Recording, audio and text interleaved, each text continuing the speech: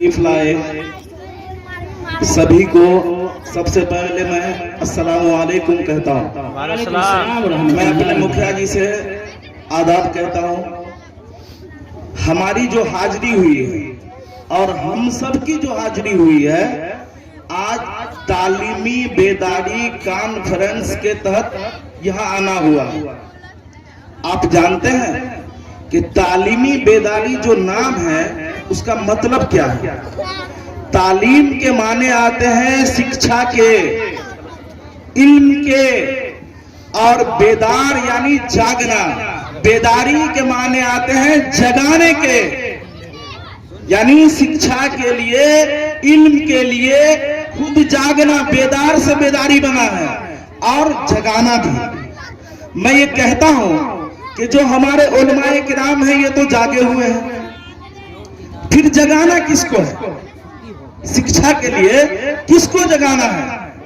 जो हमारे छोटे बच्चे होते हैं, जो 5 साल 6 साल के बच्चे होते हैं, उसको कुछ पता नहीं होता है कि हम क्या करें, हमारे लिए सही क्या है, हमारे लिए गलत क्या है। हम खेलें, हम पढ़ें, हम सांप को पकड़ें या हम कोई अच्छा काम करें, वो उसके समझ में नहीं होता है। ये उनका समझ उनके गार्जियन यानी उनके माँ बाप में होता है। तो जागना बच्चों को नहीं है, जागना गार्जियन को है। हमारी माँ बहनों को जागना है सबसे ज्यादा, और बच्चों के जो वालिद हैं, जो अब्बा है, उनको जागना है। इसलिए कि उस छोटे बच्चे का जो समझ है वो आपके अंदर है कि आपके बच्चे को क्या करना है। अभी आप मुखिया जी भी हमारे बोले, दोनों मुखिया जी बोले कि जुल्म अत्याचार गलत है। अगर हम नहीं जाग रहे, हम अपने बच्चों को बचपन में इल्म नहीं दे रहे, इल्म के लिए हम खुद नहीं जाग रहे, तो हम उसके साथ जुल्म कर रहे हैं। ये सही बात है।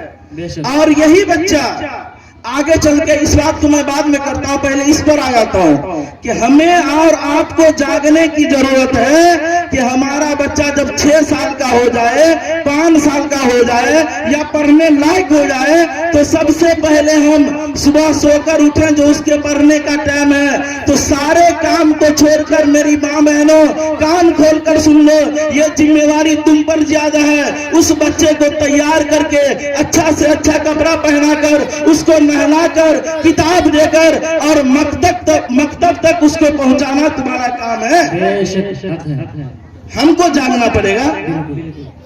हम सोचते हैं क्या कि बच्चा को 1-2 बार बोले हैं ना कि बुआ जो ने 2 दिन 4 दिन बोले, बाद में तंग आ जाता है। लोग डायरेक्ट बाप बेटा को तो साला पढ़ ही वाला। अरे आप पढ़ाने वाले हैं, आप अगर पढ़ाने वाले हैं तो देखिए, हमारे ही आपका माहौल लेकर हमारा बच्चा जो है आगे बढ़ेगा। ये मत समझिए आज हम नायब मुखिया, हमारे मुखिया जी हैं, कल इसी छोटकी माँ में से कोई मुखिया, कोई नायब मुखिया बनेगा। हम जो देकर उसको जाएंगे उसी चीज पर वो कायम रहेगा। अब रहा बात कि बच्चे का जिंदगी हमारे हाथ में, हम उसको बनाए या उसको बिगाड़े। अब आगे आ जाइए। अभी का माहौल ये हो गया है, हमारे गार्जियन हजरात, हम अपना भी ले लीजिए, आपका भी हम कहते हैं कि हम घर में सो जाते हैं, हम घर में चैन से खाना खाए। जो नमाज पढ़ने वाले हजरात हैं, ये हकीकत है, एकदम सच्चाई है, कोई इसका इनकार नहीं कर सकता। हम सो जाते हैं, लेकिन हमारे जो 14 साल 15 साल 18 साल के बच्चे हैं, वो गांव के बाहर पुलिया पर, तो कहीं चौराहा पर, तो कहीं अपने ऊपर जुल्म कर रहे हैं। और हम चैन से सोते, हमें नींद कैसे आती है कि हमारे बच्चे का पता नहीं, कहीं काम करने नहीं गया हुआ है, घर पर है, हम सो रहे हैं, हमारा बच्चा कहाँ है, कैसे सो रहे हैं। रात में वो कहीं दारू पीकर या सिगरेट पीकर या कोई और गलत काम में, अगर कभी कभी ऐसी बात आती है पकड़ा जाए, तो सटाक से आप मुखिया जी को फोन लगाते हैं।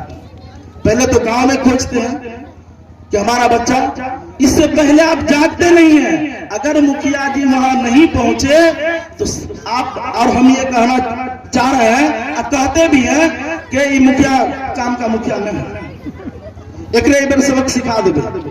अरे उसको क्या सबक सिखाइएगा? आपके बच्चे का जिंदगी बर्बाद हो गया, वो आपको सिखा देगा बुढ़ापा में। इसीलिए हम कहना चाह रहे हैं कि इस तालीमी बेदारी का जो असल मकसद है, जो आपके गांव के हजरात, देखिए आज 5 आदमी को इकट्ठा करना बड़ा मुश्किल काम है, यहाँ 500 आदमी को आप लोग इकट्ठा कर लिए। इसमें पूंजी भी लगाए, 10 दिन से सोच के मेहनत भी किए और इस पर कामयाबी हमको नहीं मिली। हमारे बच्चे जो बेदारी, तालीमी बेदारी है, उस पर कामयाब हम और हमारे बच्चे नहीं हुए तो पैसा भी लगाना बेकार, हम लोगों का बुलाना भी बेकार और आपका जो टेंशन लेना भी बेकार। इसीलिए मैं आप सभी हजरात से कहना चाहता हूँ, मैं सबसे पहले तो खुद से कहता हूँ, फिर आप लोगों से कहता हूँ, आपके बच्चों का भविष्य आपके हाथ में है। किसी पेड़ को सजाने के लिए आप किसी बागीचे में जाइएगा, जो पेड़ का शौकीन है ना, वो उसके पत्ते को तो चाकू से काटता ही है छोटा में, उसके टहनी को भी काट देता है। जाके देखिए, अगर वो समझ ले ये बात कि इस टहनी और पत्ते को काटने से इस पेड़ को दर्द होगा, तो वो पेड़ सीधा नहीं होगा। हम आप बचपन में सोचते हैं, कोई कह दे किसी को एक थप्पड़ मार के सीधा कर, तने बोलो हमें बड़ा झुलरवा बेटा है, बाद में वहां बेटा बाप के उठा के पटक पटक के दांत तोड़ देता है। न गौवा को मानना है न किसी को। अब देखिए माहौल सुधरेगा कैसे? पूरा दुनिया का हम बात कर रहे हैं, एक बाप और एक माँ सिर्फ अपने अपने बच्चे को सुधार ले तो किसी को न पंचायती का जरूरत है, किसी को न सुधारने का जरूरत है। सिर्फ एक बाप और एक माँ। हमारे पास 4 बच्चा है, बस चारों का गारंटी ले लीजिए कि हमको सुधारना है, पूरा दुनिया सुधर जाएगा। बिल्कुल।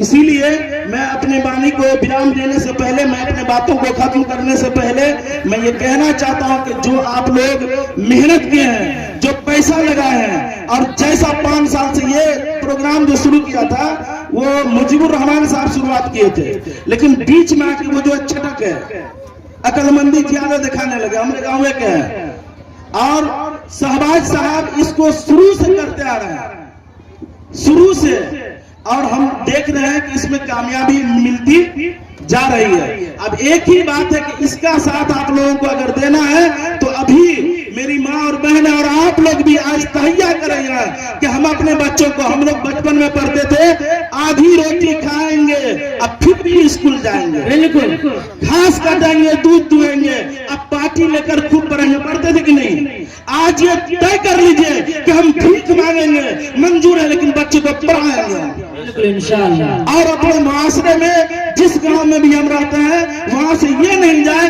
कि मुखिया जी को या हमारे समाज को या हमारे गवाह को ये तकलीफ हो कि हमारा बच्चा आज ऐसा कदम उठा लिया कि हम किसी को मुंह दिखाने के लायक नहीं है। आज इससे ये सबक लीजिए कि आज तक जो हम किए सो किए, आज से इंशाअल्लाह हम अपने बच्चों को सबसे पहले हम इल्म देंगे, चाहे हमारे तन पे कपड़ा रहे या ना रहे। मैं इसी के साथ अपनी बातों को खत्म करता हूँ। अस्सलाम वालेकुम।